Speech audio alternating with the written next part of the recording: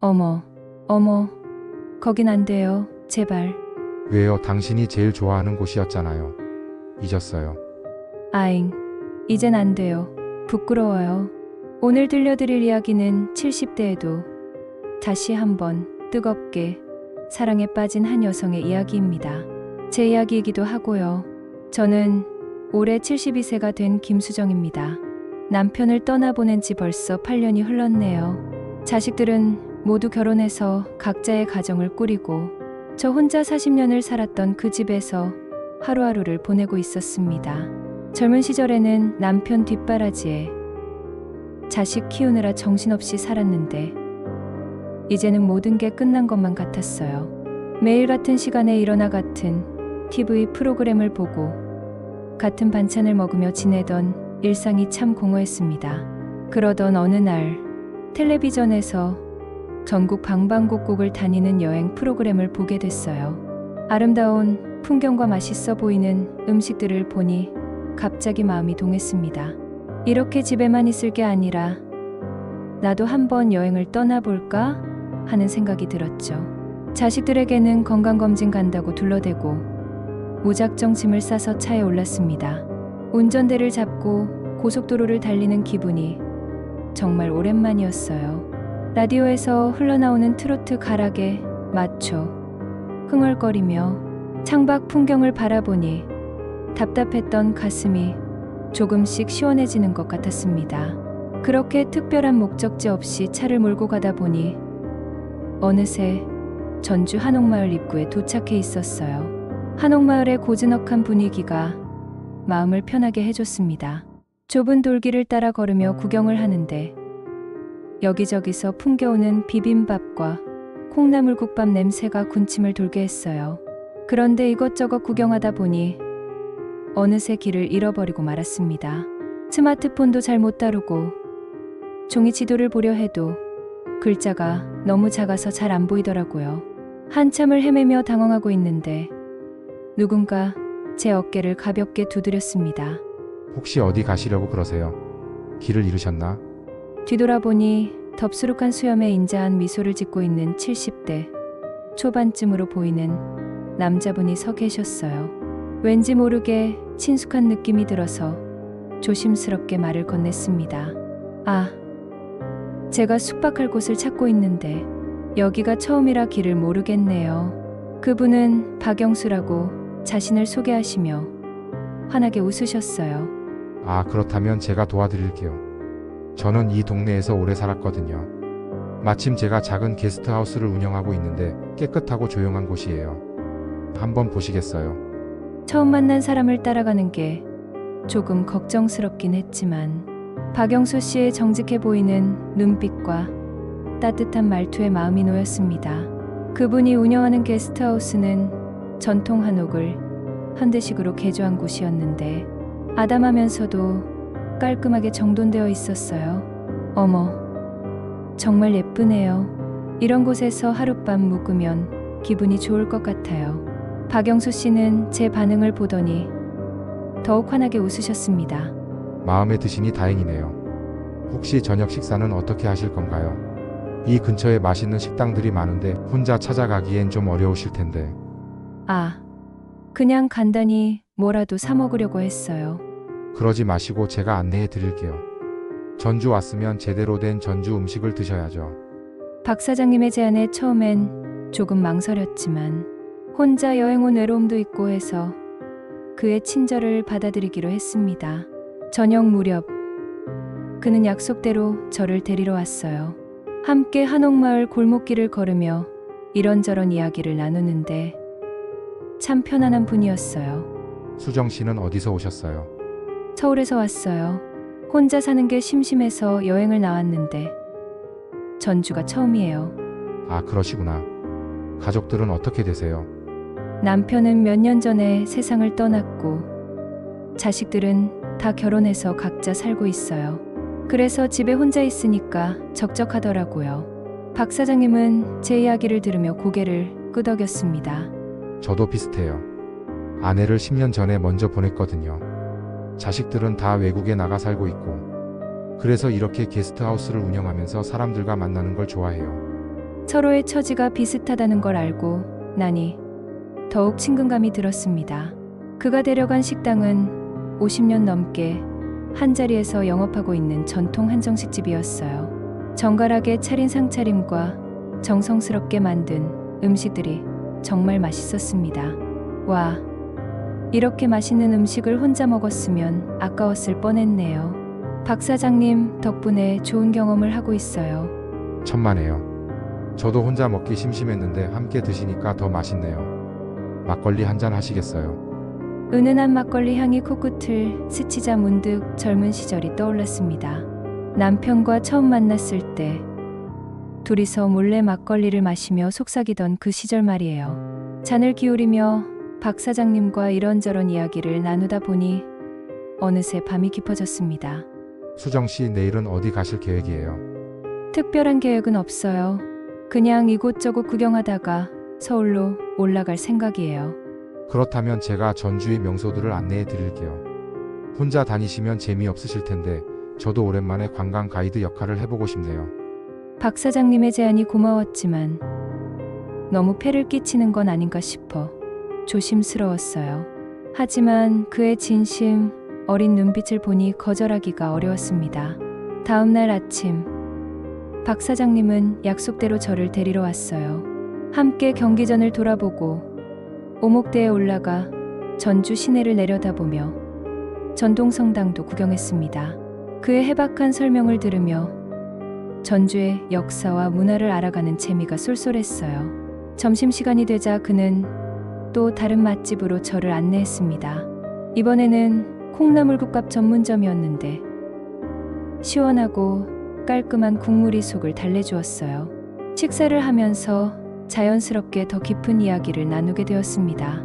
박 사장님은 언제부터 게스트하우스를 운영하셨어요? 한 5년 정도 됐나요? 아내가 세상을 떠나고 나서 혼자 있으니까 너무 외로웠거든요. 그래서 사람들을 만날 수 있는 일을 찾다 보니 이 일을 시작하게 됐어요. 힘들지 않으세요? 처음엔 힘들었죠. 하지만 전국 각지에서 오는 손님들을 만나면서 새로운 이야기들을 듣는 재미가 생겼어요. 수정 씨처럼 멋진 분들을 만나는 것도 이 일의 즐거움 중 하나고요. 그의 말에서 진심이 느껴졌습니다. 저 역시 혼자 지내는 외로움을 누구보다 잘 알기 때문에 그의 마음이 충분히 이해됐어요.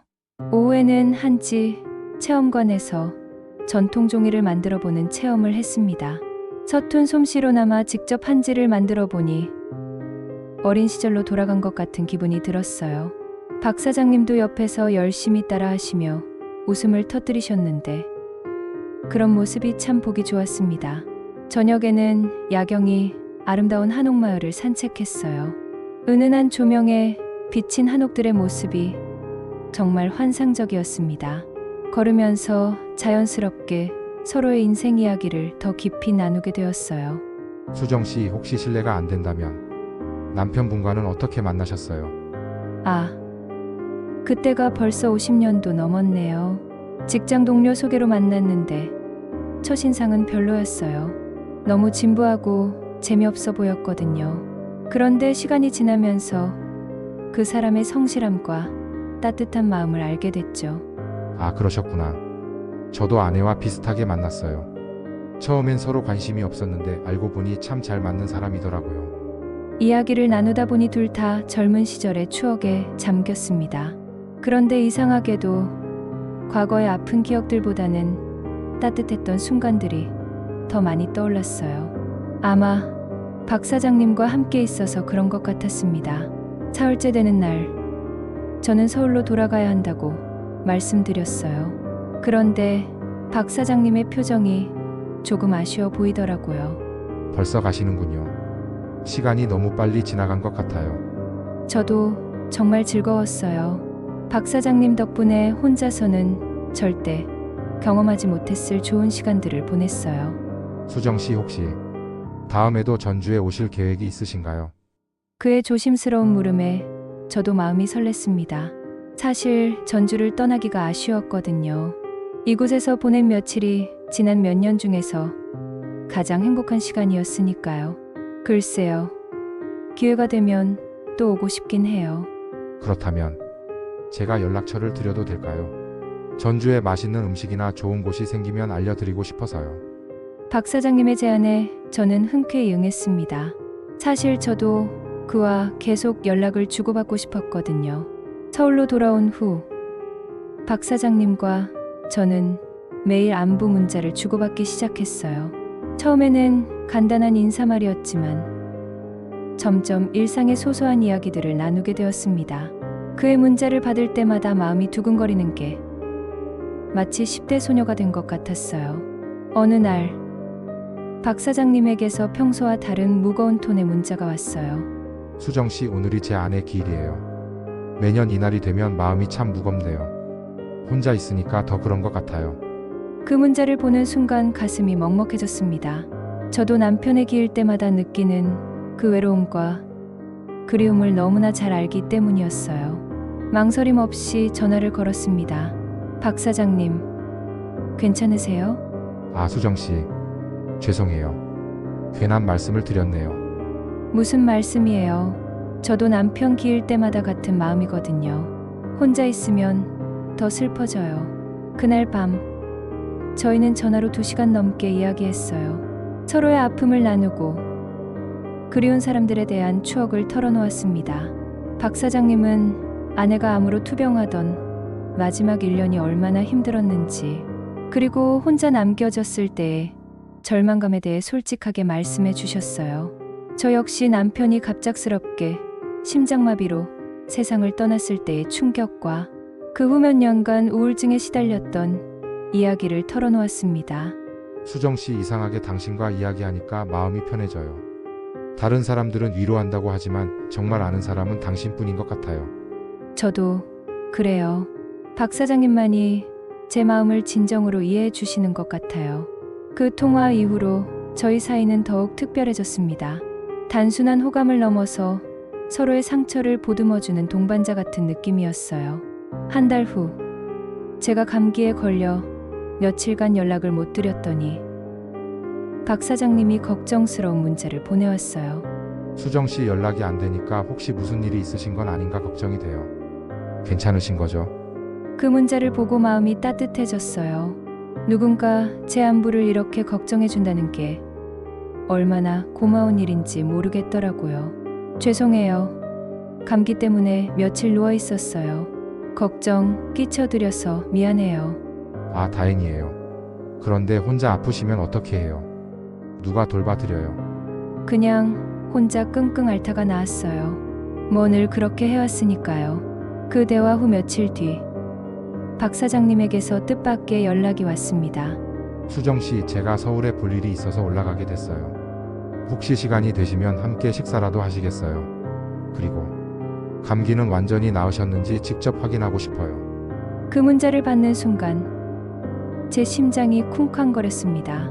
몇십 년 만에 느끼는 설렘이었어요. 거울 앞에서 옷을 갈아입어 보기도 하고 머리 스타일도 바꿔보며 준비하는 제 모습이 우스우면서도 행복했습니다.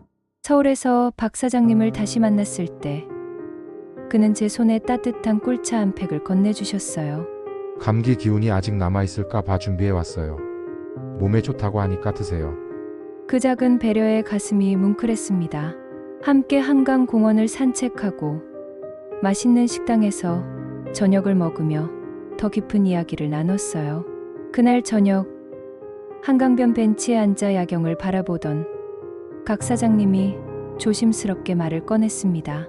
수정 씨, 저 솔직히 말씀드리자면 처음 만났을 때부터 마음이 끌렸어요. 하지만 이 나이에 이런 감정을 느끼는 게 맞는 건지 몰라서 망설였어요. 그런데 수정 씨와 함께 있으면 정말 행복하고 또 서로의 아픔도 이해할 수 있어서 혹시 저와 함께 남은 인생을 보내실 마음이 있으신지요? 그의 고백을 들으며 눈물이 핑 돌았습니다.